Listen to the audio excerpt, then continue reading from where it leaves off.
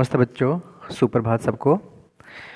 बच्चों, आप सबने इससे पहले दशम पाठ तक का आप सबने अभ्यास कार्य कर लिया है वीडियो के माध्यम से।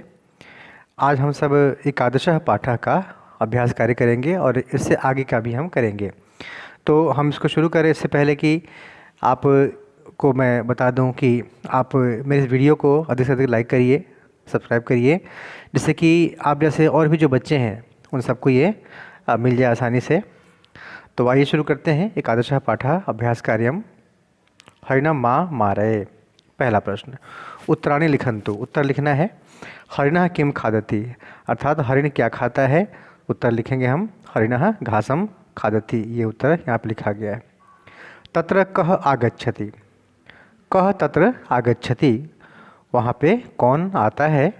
तो उत्तर लिखेंगे तत्र शौरः आगच्छति, वहाँ शिकारी आता है। ग नंबर, हरिणः कीदृशः भवति, हरिण कैसा होता है।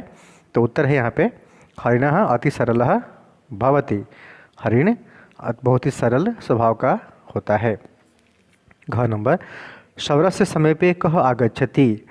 शौरस्य शौर कहते हैं शिकारी को। शौरः अर्थात शिकारी जो जानवरों को मारता है उसे शिकारी कहते हैं।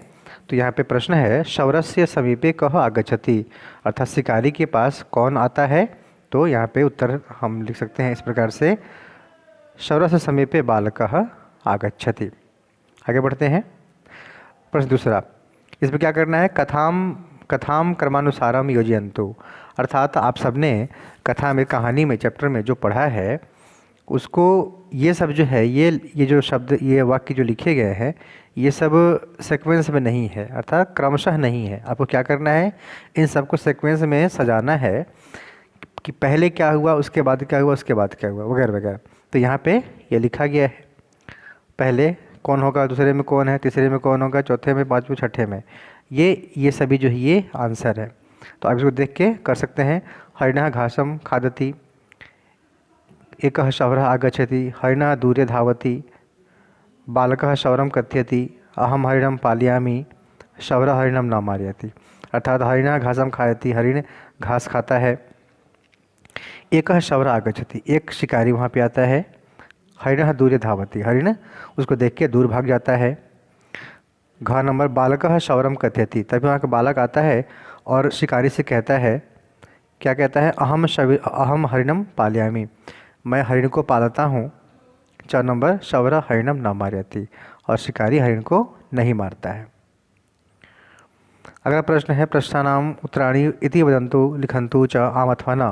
पहला है आम अथवा न करना है इसको। पहला क नंबर, किम हरिणः फलम खादति, न, हरिण फलम न खादति, अर्थात हरिण जो है फल नहीं खाता है। किम शौरः अन्ते हरिणा मारयति, क्या शिकारी अंत में हरिण को मार देता है। तो उत्तर हो जाएगा ना, नहीं मारता है। किम हरिणः बालके स्नेहम करोति, क्या हरिण बालक से स्नेह करता है। तो उत्तर हो जाएगा आम, प्यार करता है हरिण। तो उत्तर आम हो जाएगा। घ नंबर, किम हरिणः ग्रामे भ्रमति, तो उत्तर होगा ना, क्योंकि हरिण ग्राम में नहीं बल्कि वने अर्थात जंगल में घूमता है। अंगा नंबर, किम हरिणः अति प्रिय है अस्ति, क्या हरिण अति प्रिय है। तो उत्तर हो जाएगा आम। आगे बढ़ते हैं। चौथा प्रश्न है, मंजूषातः क्रियापदानि चित्वा रिक्त स्थानानि पूर्यत, अर्थात मंजूषा में से क्रियापद को चुन करके खाली स्थान भरना है। तो ये सभी आंसर भरे हुए हैं, आप देख के इसको बड़ी आसानी से कर सकते हैं। आपकी सुविधा के लिए आपको अभ्यास कार्य करने में कोई दिक्कत ना हो इसका पूरा ध्यान रखा गया है और आप आसानी से कर सके इसके लिए आंसर यहाँ पे लिख दिए गए हैं। सभी प्रश्नों में आंसर लिख दिए गए हैं, बड़ी आसानी से आप कर सकते हैं। तो इसको करिए, ध्यान से करिए और औरों को भी मौका मिले इसके लिए वीडियो को सब्सक्राइब अवश्य करें और अधिक से अधिक इसको व्यू करिए, लाइक करिए। तो चौथा प्रश्न है, चौथा का पहला, बालकः शौरस्य समीपम, यहाँ पे हो जाएगा गच्छति। ये गच्छति जो क्रियापद है, धातु गम धातु है, गम से जाना होता है तो गम गच्छ हो जाता है, गच्छति क्रियापद है। हरिणः घासम खादति, ये क्रियापद है।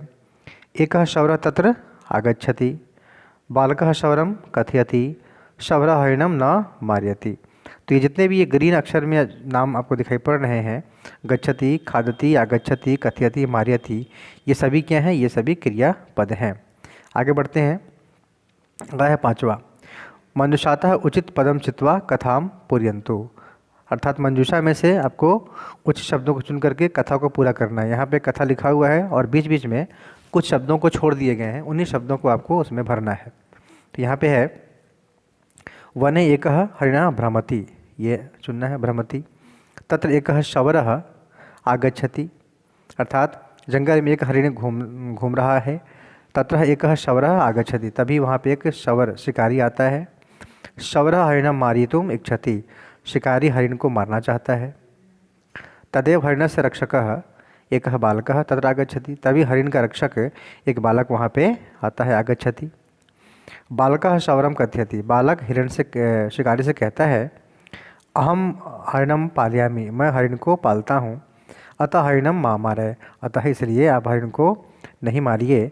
शवरस्य हृदय दया उत्पन्ना भवति, और शिकारी के हृदय में दया उत्पन्न हो जाता है। स हरिणं न मारयति, और वह हरिण को नहीं मारता है। इस प्रकार से आप इसको कर लेंगे। जितने ये बोल्ड अक्षर आपको दिख रहे हैं ये सभी उसका आपके आंसर है। आगे बढ़ते हैं। अब है द्वादशः पाठः, कथयन्तु कस्य कः वर्णः। द्वादशः पाठ का अभ्यास कार्य करते हैं। तो पहला प्रश्न है यहाँ पे अभ्यास कार्य है। यहाँ पे क्या करना है, चित्रम दृष्ट्वा अधोलिखितान प्रश्नान उत्तराणि लिखन्तु। चित्र को देख करके आपको नीचे जो प्रश्न है उसके उत्तर देने हैं। जैसे कि पहला है क, एतस्य पुष्पस्य किम नाम, इस फूल का क्या नाम है। तो एतस्य पुष्पस्य नाम जपा पुष्पम अस्ति, ये आपका आंसर हो जाएगा, जपा पुष्पम। अस्य कः वर्णः, इसका रंग कैसा होता है, तो अस्य वर्णः रक्तवर्णः अस्ति, ऐसा हो जाएगा। ख नंबर, एषः कः, एषः शशकः अस्ति, यह कौन है, यह खरगोश है। अस्य कः वर्णः, अस्य वर्णः श्वेतवर्णः अस्ति। ग नंबर, एषः कः, यह कौन है, एषः भल्लुकः अस्ति। अस्य कः वर्णः, यह किस रंग का होता है, अस्य वर्णः कृष्णवर्णः अस्ति, यह काले रंग का होता है। घ नंबर, एतत् किम, यह क्या है, एतत् पत्रम अस्ति, यह पत्ता है। अस्य कः वर्णः, अस्य वर्णः हरितवर्णः अस्ति, यह हरे रंग का होता है। अंग नंबर, एतत् किम, यह क्या है, एतत् दाडिमम् अस्ति, यह अनार है। अस्य कः वर्णः, अस्य वर्णः रक्तवर्णः अस्ति, इसका जो रंग होता है वो लाल होता है। आगे बढ़ते हैं। इसी पाठ का दूसरा प्रश्न, यहाँ पे देखिए ये सभी कलर ये बना दिए गए हैं, ये सभी कलर हैं और यहाँ पे उनके नाम लिखे गए हैं एक साइड में, ये सब उनके नाम हैं। आपको क्या करना है, ये सब जो है उनके नाम है, ये सभी नाम है उनके। आपको क्या करना है कि सही कलर के सामने उसके नाम से उसको मिलाना है। तो आगे करते हैं। यहाँ पे किया हुआ आंसर रक्तवर्ण, ये आपका रक्तवर्ण हो जाएगा। पीतवर्ण अर्थात पीला रंग, पीला रंग कौन सा है, तो ये पीला रंग है। हरित वर्ण अर्थात हरा रंग, तो हरा रंग ये वाला है। नील वर्ण अर्थात नीला रंग, ये वाला है। पाटिल वर्ण अर्थात गुलाबी रंग, तो ये वाला है। केसर वर्ण केसरिया रंग, ये वाला है। कृष्ण वर्ण अर्थात काला, ये वाला है, ये वाला। इसको कर लेंगे। आगे बढ़ते हैं। इसी पाठ का प्रश्न तीसरा, उचित चित्रम दृष्ट्वा स्थानानि पूरयन्तु। चित्र को देख करके खाली स्थान भरना है। क नंबर, कह नारिकेल जलम पीबती। नारिकेल जल, नारियल का पानी कौन पीता है, तो यहाँ पे उत्तर हो जाएगा बालकः पीबती। ख नंबर, कह वर्षति, तो वर्षा वर्षति। ग नंबर, कह प्रकाशम यच्छति, सूर्यः प्रकाशः यच्छति, यहाँ पे सूर्यः। ग नंबर हो गया। घ नंबर, आकाशे कह उड़यति, आकाशे पक्षी न उड़यति, यहाँ पे हो जाएगा पक्षी, चाहे खगः भी हो सकता है। अंगा नंबर, वृक्षात किम पतति, वृक्षात पत्रम पतति, वृक्ष से क्या गिरता है, तो पत्ता गिरता है। कह कर्षति, तो कृषकः कर्षति, अर्थात किसान खेती करता है। इस प्रकार से ये हम कर लेंगे। आगे बढ़े। 13वां पाठ, त्रयोदशः पाठः, कह चतुरः अस्ति। चतुर कौन होता है, तो यहाँ पे क्या आपको चित्र है। पहला, मेलनम कुर्वन्तु, चित्र के सामने उसके नाम से उसको मिलाना है। आइए शुरू करते हैं।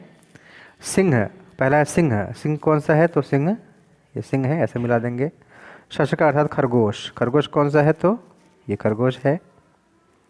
हंस, हंस कौन है, तो ये वाला हंस है। बकह, तो ये वाला बगुला है। ऐसे इसको हम बड़ी ही आसानी से कर लेंगे। आपको फिर से करके दिखा दूँ। ये सिंह है, सिंह, उसके बाद शशकः, हंसः और बकः। इस प्रकार से हम इसको मिला के कर लेंगे। आगे बढ़ते हैं। दूसरा, कोष्टकात् चित्वा उत्तराणि लिखन्तु। देखिए कोष्टक में से ये ब्रैकेट में आपको 2 शब्द दिए गए हैं, सभी में 2-2 शब्द दिए गए हैं। इनमें से कोई एक ही सही है, उसमें से आपको चुन के यहाँ लिखना है। तो हम लिखेंगे इसको इस प्रकार से। बुभुक्षितः कः अस्ति, भूखा कौन था? तो भूखा कौन था? तो कुक्कुरः, कुत्ता भूखा था। कः अति सरलः अस्ति, अति सरल कौन होता है? तो कपोतः। गीतं कः गायति, गीतं कः गायति? तो काकः। किम सुंदरम अस्ति, सुंदर क्या होता है? तो उद्यानम। कः विशाला अस्ति, तो वट वृक्षः विशाला अस्ति। चतुरः कः अस्ति, चतुरः कुक्कुरः अस्ति।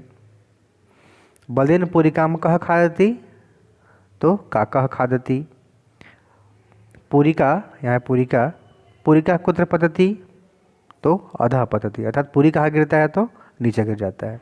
इस प्रकार से ये सभी इसके आंसर है, देख के हम कर लेंगे। आगे बढ़ते हैं। तीसरा प्रश्न, रिक्त स्थानानि पूरयन्तु, खाली स्थान को भरना है। उद्याने पुष्पाणि विकसन्ति, यानी बगीचे में फूल खिलते हैं। कुक्कुरः काकं कथयति, कुत्ता कौवे से कहता है। काकः स्वप्रशंसां श्रुत्वा प्रसन्नः भवति, कौवा अपनी प्रशंसा को सुनकर के खुश हो जाता है। मूर्ख काकः लज्जितः भवति, और मूर्ख कौवा लज्जा से हीन हो जाता है, लज्जित हो जाता है। इस प्रकार से इसको हम कर लेंगे। अगला है चौथा प्रश्न, कथाम क्रमानुसारम लिखन्तु, अर्थात इसको क्रम से लिखना है। ये सभी जो शब्द, ये सभी जो वाक्य हैं, ये क्रम से नहीं है, लेकिन आपने जो कहानी पढ़ा है उसके हिसाब से क्रम से लिखना है। तो यहाँ पे लिख दिया गया है। पहले क्या हुआ? तो काकः वृक्षे तिष्ठति, कौवा वृक्ष पे जो है रहता है। कुक्कुरः आगच्छति, वहाँ पे कुत्ता आता है। काकः गीतं गायति, कौवा गीत गाता है। उसके बाद क्या होता है? पूरिका मुखात् पतति, जैसे गीत गाता है मुंह खोलता है तो पूरी नीचे गिर जाता है। और कुक्कुरः धावति, कौवा उसको कुत्ता उसको लेके जो है भाग जाता है। इस प्रकार से इसको हम कर लेंगे। अगला है चतुर्दशः पाठः, कति वस्तूनि सन्ति, कितने वस्तु हैं। इस पाठ का अभ्यास कार्य शुरू करते हैं। पहला, लिखन्तु कति वस्तूनि सन्ति, लिखिए कितने वस्तु हैं। संख्या शब्दाः अधः मंजूषायां लिखिताः सन्ति, अर्थात आपको बताना है चित्र देख करके कि चित्र में कोई ऐसी चीज़, कोई वस्तु कितने हैं, उसको काउंट करके संस्कृत में लिखना है। तो यहाँ पे एकम, एकम फलम, द्वौ पुस्तके, द्वे पुस्तके, इसलिए यहाँ पे द्वे पुस्तके होगा। इस प्रकार से द्वे लिखेंगे, द्वे पुस्तके, ओके। द्वे पुस्तके, त्रीणि वस्त्राणि, एकः सिंहः, द्वौ अश्वौ, यहाँ पे द्वौ होगा, द्वौ ऐसे हम लिखेंगे, द्वौ, द्वौ अश्वौ। अगला है तिस्रः स्यूताः, एका माला, द्वे माले, त्रयः माला, तिस्र त्रयः माला। तो इस प्रकार से हम संस्कृत में संख्या 1 से 4 तक के रूप चलते हैं स्त्रीलिंग, पुल्लिंग और नपुंसकलिंग में। तो पुल्लिंग में होता है एकः, एका, एकम, एकः, एका, एकम, ये संख्या 1 को कहते हैं। 2 को द्वौ, द्वे, द्वे। 3 को त्रयः, तिस्र, त्रीणि। और 4 को चत्वारः, चतस्रः, चत्वारि। इस प्रकार से इसको हम बोलते हैं।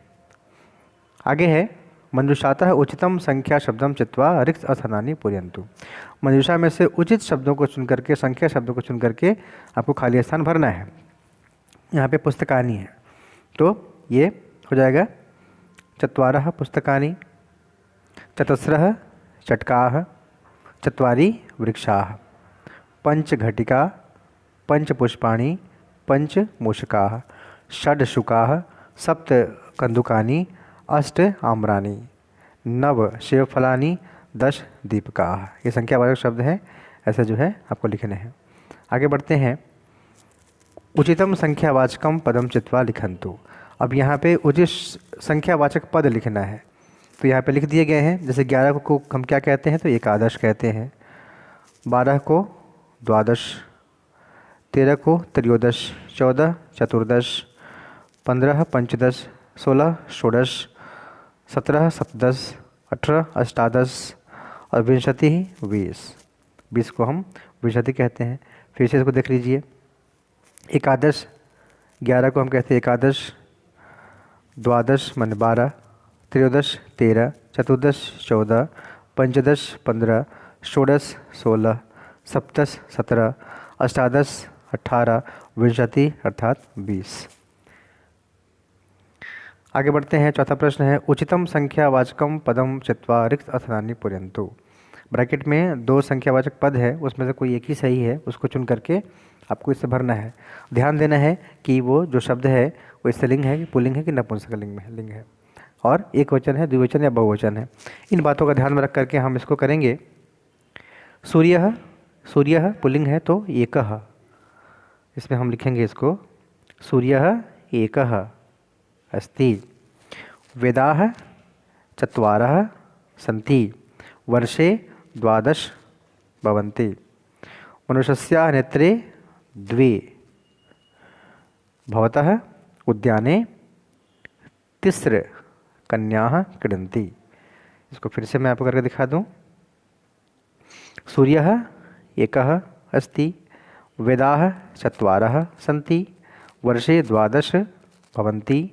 मनुष्यस्याः नेत्रे 2 भवतः उद्याने 3 कन्याः क्रीडन्ति। इस प्रकार से इसको हम कर लेंगे। बहुत बहुत धन्यवाद प्यारे बच्चों। आप सब इस वीडियो को अधिक से अधिक लाइक करिए, सब्सक्राइब करिए, और जिससे कि औरों को फ़ायदा हो। आगे वीडियो में आपके लिए इस पाठ के, इस पुस्तक के जितने भी व्याकरण कार्य हैं वो सब हम करेंगे। बहुत बहुत धन्यवाद।